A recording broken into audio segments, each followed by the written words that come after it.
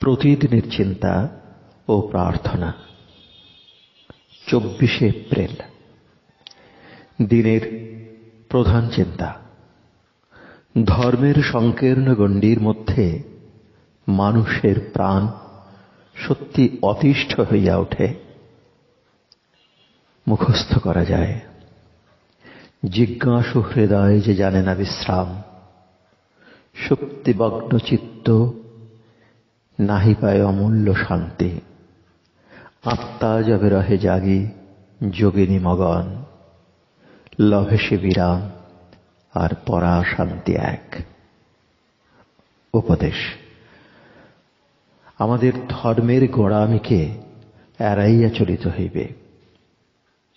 ধর্মে উন্মত্ত লোকের দৃষ্টি কখনো স্বচ্ছ নয়।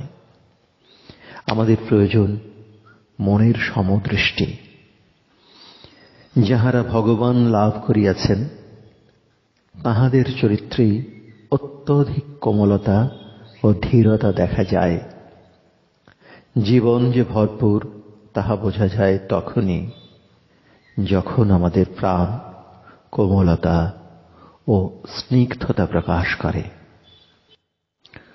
যতক্ষণ মানুষ বাহিরের দ্বার বন্ধ না করিয়া অন্তরে নিজের আত্মার সঙ্গে মিলিত না হইবে, ততক্ষণ সে অন্যকে কিছুই দিতে পারিবে না। প্রার্থনা। হে অন্তর্যামী, আমাকে সংশয় ও হিসাব বুদ্ধির দহন হইতে মুক্ত করো। আমি যেন কখনো হৃদয়ের দুয়ারকে তোমার দিকে বন্ধ না করিয়া রাখি।